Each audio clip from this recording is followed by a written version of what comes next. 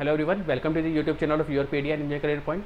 So I am Vineet Sharma और आज मैं आपके पास यहाँ पे एचपीएससी की रिसेंट नोटिफिकेशन के रिलेटेड आपके पास कुछ इन्फॉर्मेशन प्रोवाइड यहाँ पे करने आया हूँ।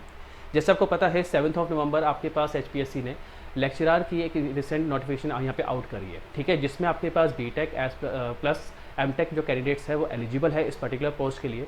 तो आपके पास इस पर्टिकुलर वीडियो में मैं आपके पास यहाँ पे ऑटोमोबाइल इंजीनियरिंग के रिलेटेड कुछ स्पेसिफिक इन्फॉर्मेशन आपके पास यहाँ पे शेयर करूँगा, जिसमें मैं आपको बताऊँगा कि आपके पास यहाँ पे प्रीवियस ईयर का एनालिसिस, ठीक है, जिसमें कौन कौन से इंपॉर्टेंट सब्जेक्ट से आपसे क्वेश्चन पूछे गए हैं, कितनी वेटेज आपके पास यहाँ पे दी हुई है, हम पूरा इस वीडियो में डिस्कस यहाँ पे करेंगे, ठीक है। और इसी के साथ आपके पास क्या आपकी स्ट्रेटेजी रहनी चाहिए इसके लिए हम यहाँ पे बात करेंगे, ठीक है, और आपको कैसे कंटिन्यू करनी है अपनी प्रिपरेशन, कितने टाइम फ्रेम में आपको ये करना है, इसकी भी हम यहाँ पे बात करेंगे।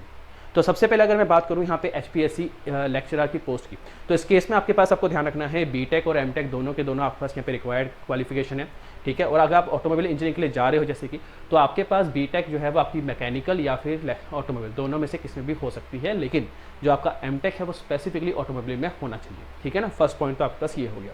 सेकेंड, अगर हम यहाँ पे बात करें, जैसे कि हमने इसका प्रीवियस एनालिसिस जो आपके पास करा है प्रीवियस ईयर पेपर का, तो उसमें हमने ये ऑब्जर्व करा है कि आपके पास जो जितने भी सब्जेक्ट्स आपके पास है ऑटोमोबाइल से रिलेटेड, हर में कुछ ना कुछ इक्वल वेटेज आपको यहाँ पे दी हुई है इस सब्जेक्ट्स में। कुछ एक दो सब्जेक्ट ऐसे हैं जिसमें से कुछ ज़्यादा क्वेश्चन फ्रेम आपके पास यहाँ पे हुए हैं, उसका भी हमें यहाँ पे ध्यान रखना है, लेकिन कुछ क्वेश्चन ऐसे, कुछ सब्जेक्ट ऐसे हैं जिसमें से बहुत ही कम रेयर क्वेश्चन आपके पास फ्रेम यहाँ पे हुए हैं, ठीक है ना। तो जैसे अगर मैं आपको यहाँ पे शो करूँ, तो इस केस में आप देखोगे जैसे हमारे पास फर्स्ट सब्जेक्ट है मैन्युफैक्चरिंग टेक्नोलॉजी। अब एक चीज़ का ध्यान रखना, जो भी सब्जेक्ट्स मैंने यहाँ पे मेंशन कर रखे हैं ये एज पर योर सिलेबस जो कि एचपीएससी की साइड पे मेंशन है उसके अकॉर्डिंग मैंने यहाँ पे इसको सीक्वेंस में रखा हुआ है। तो इस केस में अगर आप देखोगे, थोड़ा ध्यान से अगर ऑब्जर्व करोगे, तो टोटल जो पेपर है उसमें 100 क्वेश्चन है 100 मार्क्स के, ठीक है ना। तो इस केस में आपके पास जो मैक्सिमम जो क्वेश्चन फ्रेम हुए हैं वो रिगार्डिंग आपके पास थर्मोडायनेमिक्स और थर्मल इंजीनियरिंग से रिलेटेड है, ठीक है। अब इसमें ध्यान रखना, थर्मल इंजीनियरिंग के अंदर स्पेसिफिकली जो आईसी इंजन पोर्शन है, auto cycle, diesel cycle, dual cycle, इन सब से रिलेटेड काफ़ी सारे क्वेश्चन फ्रेम हुए हैं, ठीक है ना।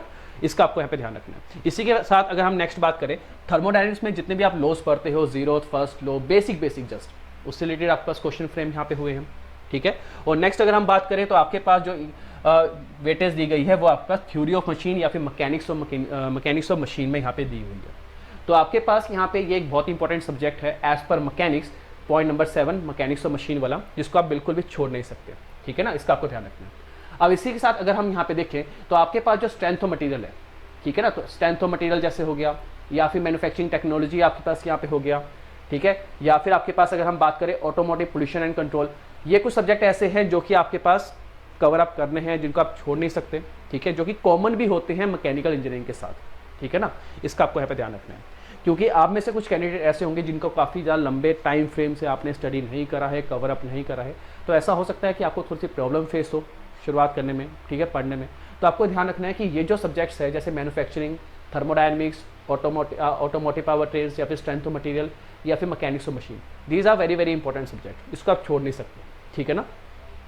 अब इस केस में देखो, कुछ हमारे पास ऐसे सब्जेक्ट्स भी है जिसमें से जो क्वेश्चंस फ्रेम होते हैं वो थोड़े से बहुत ही रेयर चांस में आपको देखने को मिलेंगे, ठीक है, जिसको अगर आप अपने टाइम फ्रेम में अगर नहीं कर पा रहे हो या फिर आपको डिफिकल्टी आ रही है तो उसका आप स्किप भी कर सकते हो, ठीक है। वैसे रिकमेंड नहीं करूंगा, लेकिन फिर भी इन केस अगर आपको प्रॉब्लम है, नहीं आप कर पा रहे हो कवर अप, तो उस केस में आप स्किप भी कर सकते हो, जैसे कि आपके पास यहाँ पे व्हीकल बॉडी इंजीनियरिंग या फिर फाइनल एलिमेंट टेक्निक्स की अगर हम बात करें, ठीक है। अब इसी के साथ अगर आप यहाँ पे देखोगे तो आपके पास जो ऑटोमोबाइल इंजीनियरिंग है इसको आपको अच्छे से कवर अप करना है। ऑटोमोबाइल इंजीनियरिंग के अंदर कौन कौन से टॉपिक्स आप कवर अप करोगे, जिसमें जैसे कि आपके पास हो गया ट्रांसमिशन हो गया, ड्राइव लाइन हो गया, सस्पेंशन सिस्टम आपके पास यहाँ पे हो गया। ये कुछ ऐसे टॉपिक है जिनको हमें करना ही करना है, जो कि बहुत इंपॉर्टेंट है एज पर योर एग्जाम, और जिस पोस्ट के लिए आप जा रहे हो उस पोस्ट के लिए भी, ठीक है ना। ये आपको यहाँ पे ध्यान रखना है। अब इसी के साथ अगर हम बात करें तो आपके पास ये तो चलो पेपर का एनालिसिस हमारे पास हो गया कि कौन कौन से सब्जेक्ट आपके पास इंपॉर्टेंट रहेंगे और कैसे आपको वेटेज देनी है इन सबको, ठीक है। अब इसी के साथ थोड़ा सा ध्यान रखना, हम यहाँ पे मंडे से, अभी आपके पास यहाँ पे नेक्स्ट वीक मंडे से आपके पास यहाँ पे टेलर मॉड्यूल आपके पास यहाँ पे लॉन्च कर रहे हैं, ठीक है, जिसमें आप यहाँ पे ज्वाइन करके बेसिकली क्या कर सकते हो, हम हर एक सब्जेक्ट जितने भी आपके पास यहाँ पे दे रखे हैं सबके सब हम यहाँ पे कवर अप करने वाले हैं, ठीक है ना। तो इसकी आपको टेंशन लेने की रिक्वायरमेंट नहीं है, प्रॉपर नोट्स वगैरह आपको यहाँ पे दिए जाएंगे और उसके कॉरस्पॉन्डिंग आपको ऐसे अच्छे से भी कवर अप करवाया जाएगा, ठीक है ना।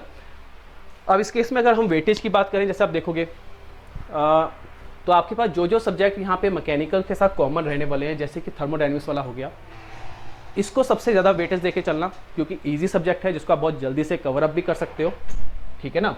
और आपके लिए समझना, रिकॉल करना पुरानी चीज़ों को बहुत ईजी रहेगा। जैसे कि थर्मोडायनेमिक्स आपके पास यहाँ पे हो गया, या फिर आपके पास ऑटोमोटिव ट्रांसमिशन आपके पास यहाँ पे हो गया, व्हीकल डायनेमिक्स आपके पास हो गया, ऑटोमोटिव पोल्यूशन कंट्रोल हो गया। ये कुछ सब्जेक्ट ऐसे हैं जो कि बिल्कुल ईजी रहेंगे आपके लिए, जिसको आप इजीली कवर अप कर लोगे, रिकॉल कर सकते हो अपने बहुत ही कम टाइम फ्रेम में। ठीक है ना, इसका आपको यहाँ पे ध्यान रखना है। ओके, तो इस केस में देखो आपके पास यहाँ पे अब जो फर्स्ट सब्जेक्ट हमारे पास है मैन्युफैक्चरिंग टेक्नोलॉजी।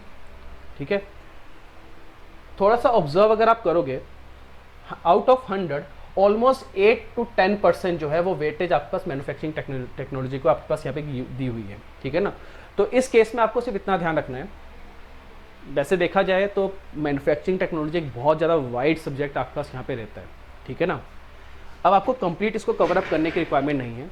जो जो आपके लिए इंपॉर्टेंट यहाँ पे होगा हम सिर्फ उसी को कवर अप करेंगे।